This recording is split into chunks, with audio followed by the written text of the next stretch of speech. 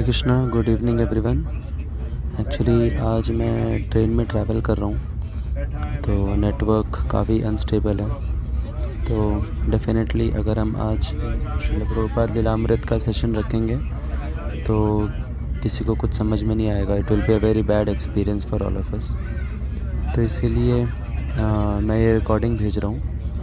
तो इस रिकॉर्डिंग में हो सकता है आपको बहुत सारा बैकग्राउंड नॉइज़ वगैरह आए। मैं अपनी तरफ से पूरा प्रयास कर रहा हूँ कि बैकग्राउंड नॉइज़ कम से कम हो।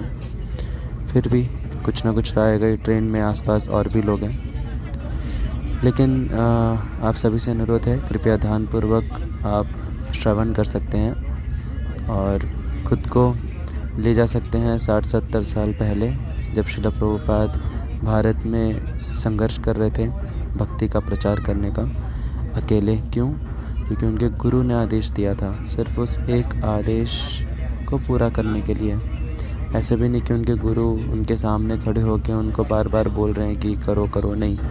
उनके गुरु कब के वैकुंठ पधार चुके थे, लेकिन फिर भी ये उनका प्रेम दर्शाता है अपने गुरु के प्रति, और बाकी जो जीव हैं उनके प्रति उनकी करुणा दर्शाता है कि वो अथक प्रयास कर रहे हैं अकेले। कोई उनका साथ नहीं दे रहा, कोई परिवार नहीं, कोई संस्था नहीं, कोई गुरु भाई नहीं, कोई भी साथ नहीं दे रहा है। सिर्फ अकेले ही वो प्रयास कर रहे हैं अलग अलग प्रकार से कि ज़्यादा से ज़्यादा के लोगों के जीवन में वो भगवान को जोड़ पाएँ, भक्ति का प्रचार कर पाएँ और लोगों को परम जीवन के लक्ष्य तक पहुंचाने का प्रयास करें।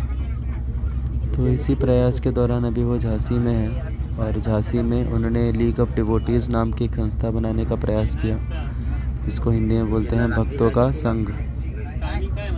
तो अभी हम उसी को पढ़ेंगे, उसी सेक्शन को पढ़ेंगे श्रील प्रभुपाद लीलामृत से। तो आप सुन सकते हैं सभी।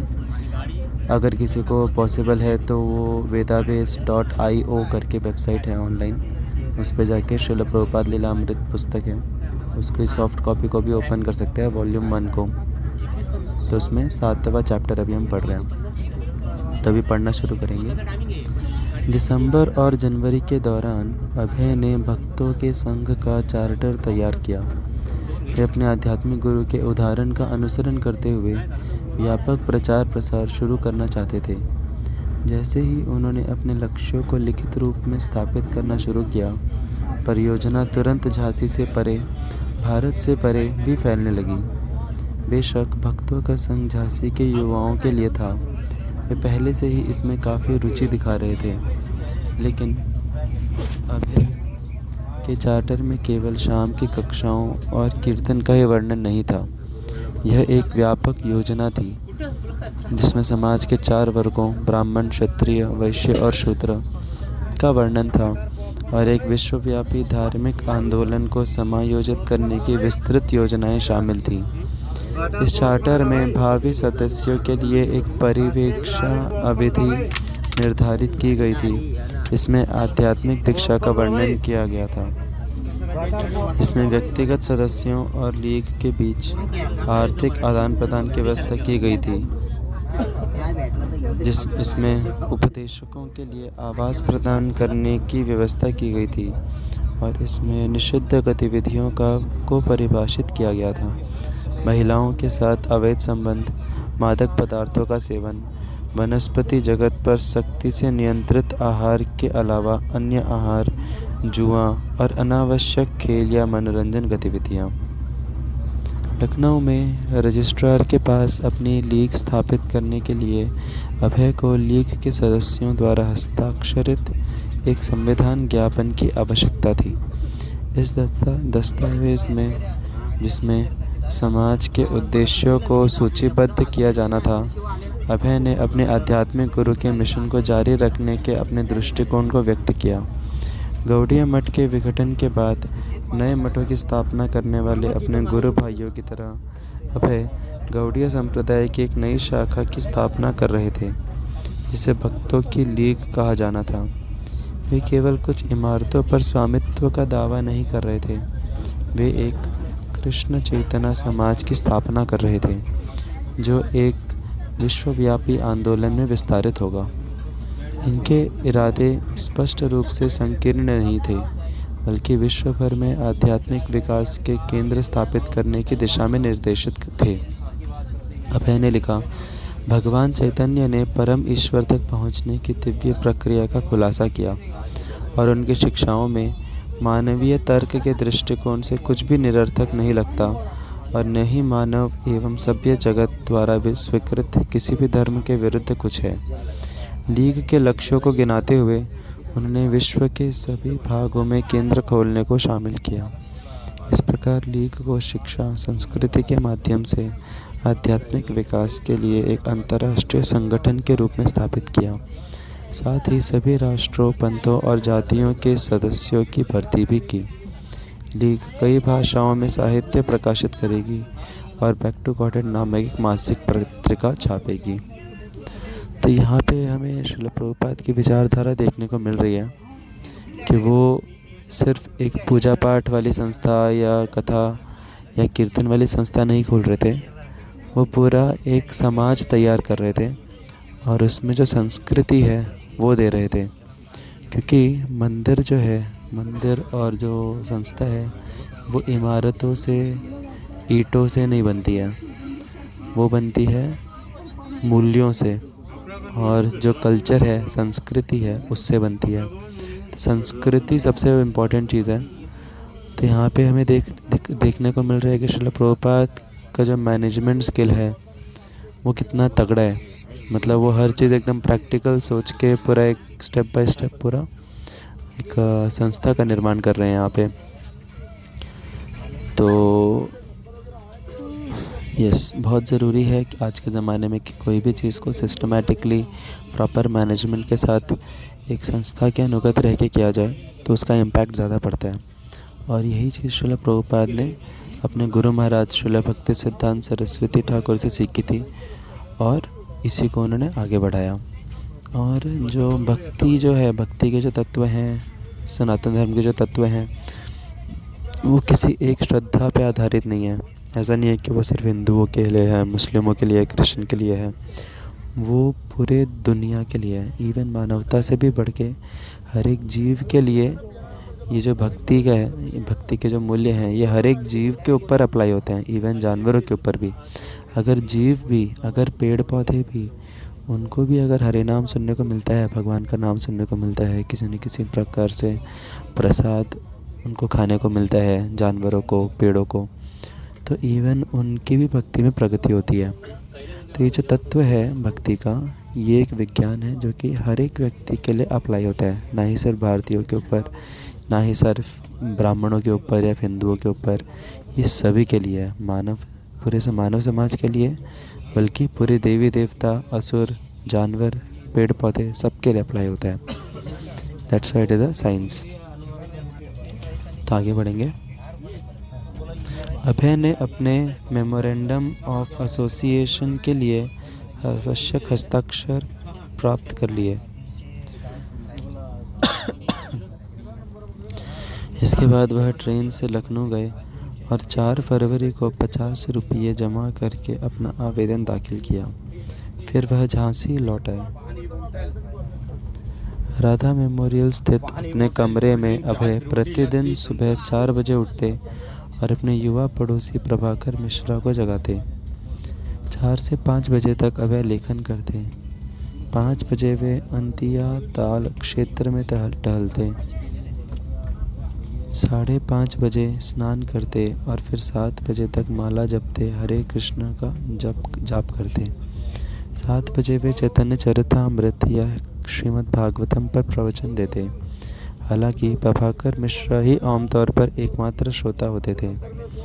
8 बजे वे अपने साहित्यिक कार्य में लौट आते और 10 बजे के बाद तक टाइपिंग करते।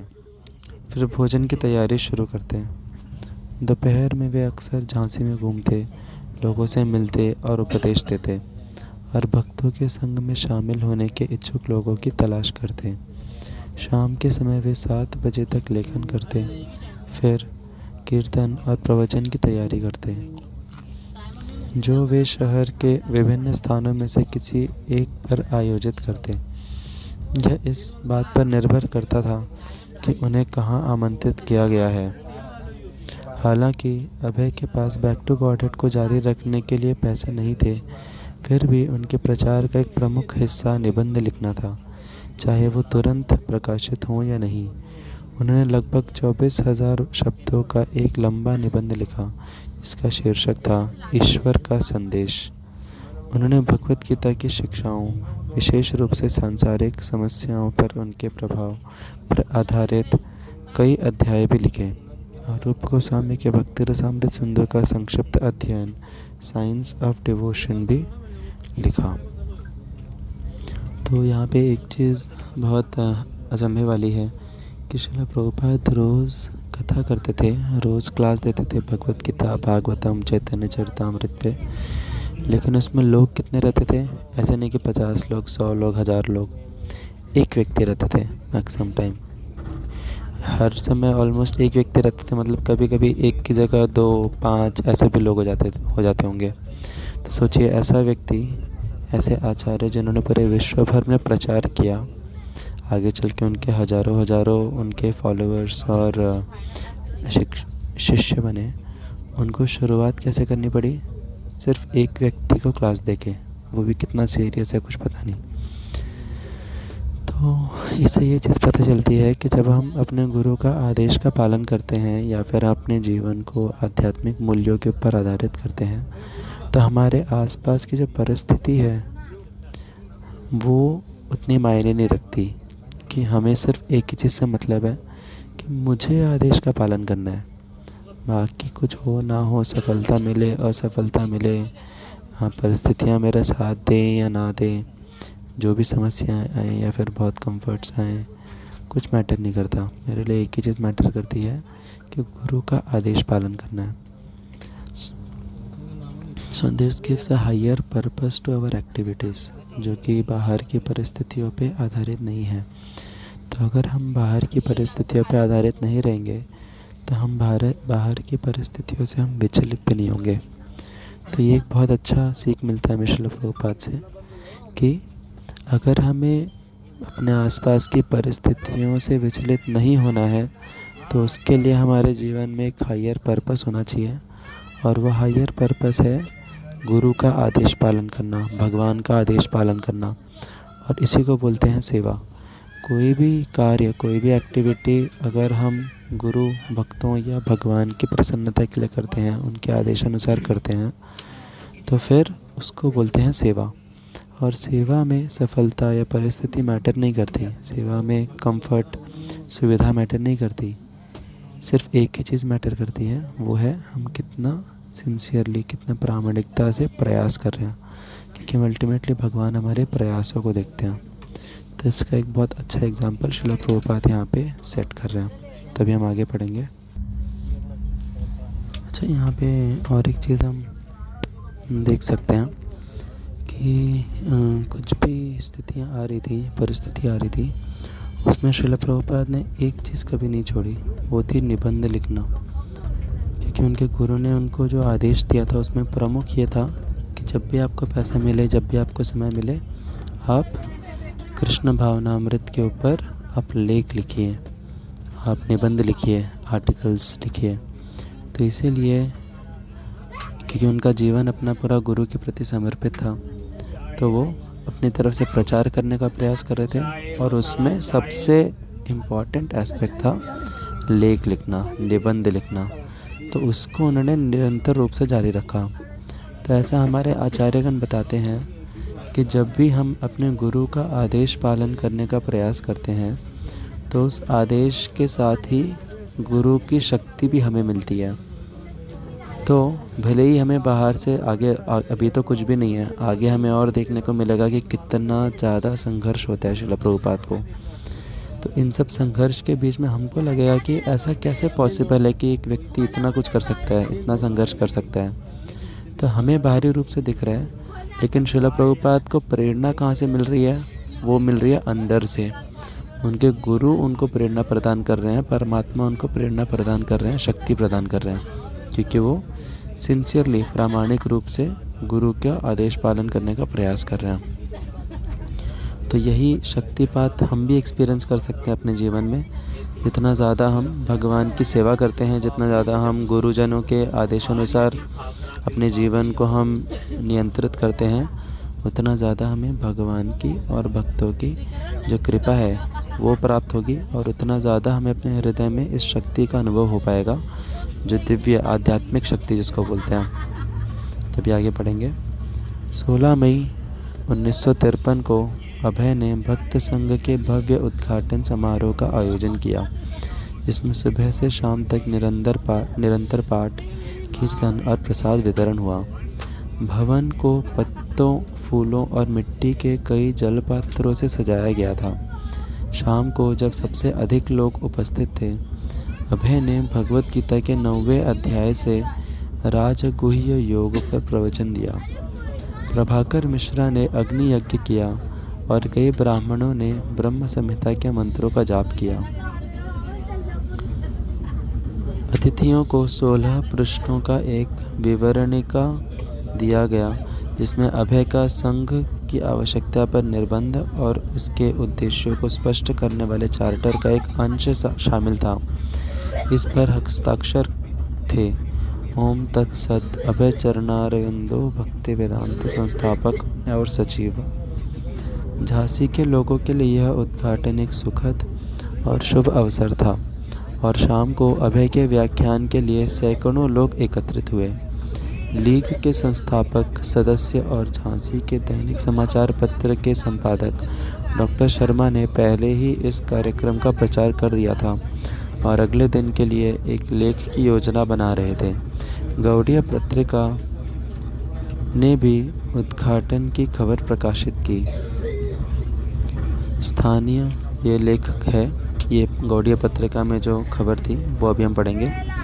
स्थानीय थियोसॉफिकल सोसाइटी के संपादक श्री लक्ष्मी नारायण राजपाली भी उपस्थित थे। यद्यपि उनके दार्शनिक विचार भक्तिवेदांत प्रभु से भिन्न थे, फिर भी वे इस आंदोलन के प्रति बहुत सहानुभूति रखते थे। सभा में कई उल्लेखनीय व्यक्तित्व उपस्थित थे। प्रतिमाओं का उद्घाटन और स्थापन शीघ्र ही की जाएगी। सभा राष्ट्रपति श्री के.एम. मुंशी से उद्घाटन समारोह संपन्न करने का अनुरोध करेगी। उनका केंद्र सोसाइटी पंजीकरण अधिनियम के अंतर्गत पंजीकृत है। लीग की इमारत का नाम श्री भारती भवन है, जिसमें एक व्याख्यान कक्ष और एक महलनुमा मंदिर है। केंद्र में सभा की अनेक गतिविधियां होती हैं और सदस्यों के रहने की सुविधा भी उपलब्ध है। तभी लेख खत्म हो रहा है। अभय को पूरा विश्वास था कि भारती भवन अब स्थापित हो जाएगा और भक्तों के संघ के घर के रूप में मान्यता प्राप्त कर लेगा। उन्हें यह देखकर खुशी हुई कि उद्घाटन का दिन केवल उनका निजी कार्यक्रम नहीं था, बल्कि झांसी के सबसे महत्वपूर्ण नागरिकों द्वारा मनाया जाने वाला एक भव्य आयोजन था। तो ये काफ़ी अच्छा बिगिनिंग है कि यहाँ पे हज़ारों लोग प्रभुपाद के कथा सुनने आए थे और काफ़ी भव्य तरीके से, भव्य स्तर पे जो पूरा प्रोग्राम था इसका आयोजन हुआ। और इस प्रकार से जो लीग ऑफ डिवोटी संस्था है वो श्रील प्रभुपाद ने पूर्ण रूप से स्थापित किया। अभी आगे पढ़ेंगे। उसका अतीत हर दिन उससे और दूर होता जा रहा था, लेकिन झांसी में आए हुए लगभग 6 महीने हो चुके थे कि एक दिन उसे एक टेलीग्राम मिला, जिसने उसके अतीत की एक चौंकाने वाली याद दिला दी। इलाहाबाद में उसके व्यवसाय में चोरी हो गई थी। उसके नौकरों ने उसका सारा पैसा, दवाइयाँ और अन्य कीमती सामान चुरा लिया था। 7,000 रुपये का नुकसान हुआ था। अभय ने खबर पढ़ी, हंसा और भागवतम का श्लोक दोहराया। अभी आगे का हम कल डिस्कस करेंगे। ये थोड़ा सस्पेंस वाला है पार्ट, तो इसको मैं अभी नहीं पढ़ना चाहता क्योंकि हमारे पास 1 मिनट से भी कम बचा है। तो ये एक बहुत बड़ा यहाँ पे श्रील प्रभुपाद को व्यावसायिक रूप में एक धक्का लगा कि उनका पूरा जो बहुत मेहनत से उन्होंने एक स्थापित किया था मेडिकल फार्मेसी, इसके काफ़ी सारी चीज़ें चोरी हो गई। उनके नौकरों ने ही चुराया और उनका हज़ारों रुपए का नुकसान पड़ा। आज के ज़माने में हमको हो सकता है लगे कि 1000 रुपये तो बहुत ज़्यादा नहीं है, हम तो ऐसे ही खर्च कर देते हैं मोबाइल फ़ोन वगैरह में, लेकिन उस समय 1000 रुपये बहुत बड़ी अमाउंट थी। वो आज के ज़माने में लाखों करोड़ों के समान हम बोल सकते हैं। ये हम 60-70 साल पहले की बात कर रहे हैं। तो ये एक बहुत बड़ा श्रील प्रभुपाद के जीवन में एक धक्का लगा उनको। तो इसके बारे में और इसके आगे का हम कल डिस्कस करेंगे। हरे कृष्णा। श्रील प्रभुपाद की जय। Thank you.